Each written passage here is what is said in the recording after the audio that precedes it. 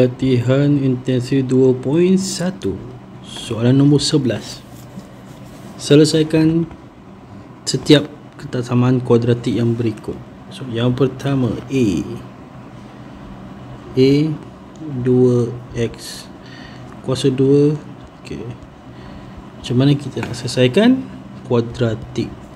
Jadi kena bentuk kuadratik. Jadi pindah semua ke sana. So, jadilah dia 2x kuasa 2 tolak x tolak 1 dan kosong. Lepas tu nak buat apa? Ok, cari dia punya roots dulu. So ni boleh tekan calculator. Kalau tekan calculator, ok, berapa dapat tu? So kita dapat roots dia ni, A dia 2, negatif 1, negatif 1. So dapatlah kita punya x dia 1 dengan negatif 1/2. ok, bila dapat 1/2, apa yang kita perlu buat? Tengok, nak kira julat dia, buat straight line dulu. Lepas tu graf senyum ke masam bergantung pada A. So graf senyum, lepas tu tanda siapa kiri siapa kanan berdasarkan ni. So ni paling kiri kecil lah, negatif 1/2, kanan 1. And then kita akan pilih. So kita ada dua ni, atas ni bawah. So greater pilih atas, less pilih bawah. So atas kita pilih, atas ada yang ni dengan yang ni. So ni reject. So satu ke kiri, satu ke kanan. So satu kiri, satu kanan, maknanya ke kiri x less than or equal negatif 1/2, atau ke kanan x greater or equal to 1. Alright, so settle yang A. Kita tengok pula yang B.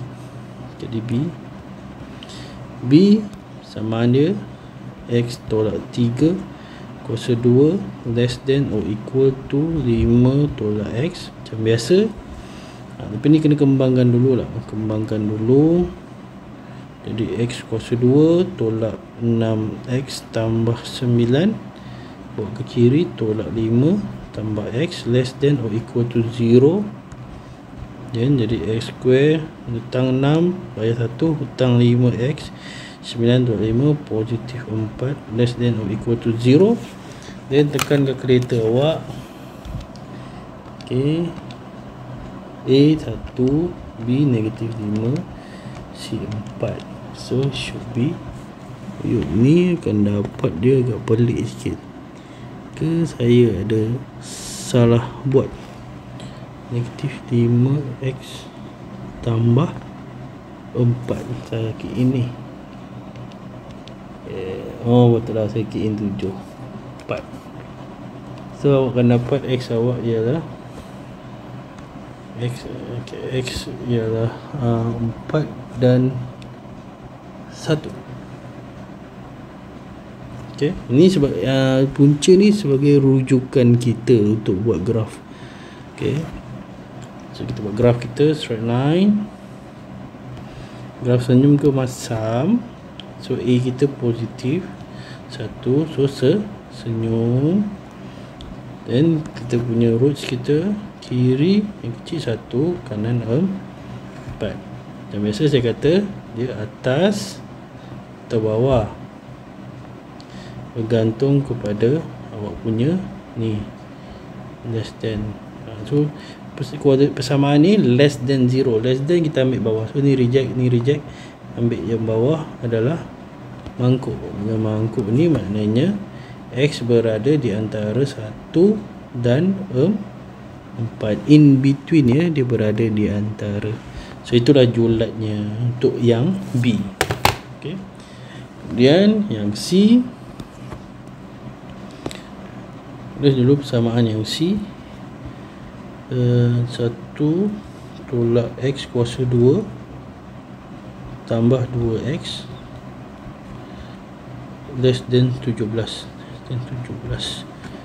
ok, kembangkan 1 tolak 2x tambah x kuasa 2 tambah 2x tolak 17 less than 0. So x square ni habis. Ni senang sikit. 1 tolak 17 dapat tolak 16 less than 0. Ni macam mudah sikit lah kan. So ni akan dapat ni confirm jawapan dia 4. X square tolak 4 square less than 0, square x tolak 4, x tambah 4 less than 0. So buat straight line, graph, senyum. Okay, ni kita akan dapat x sama dengan 4, x dengan negatif 4. So sini negatif 4, sini 4. And then kita ada atas bawah.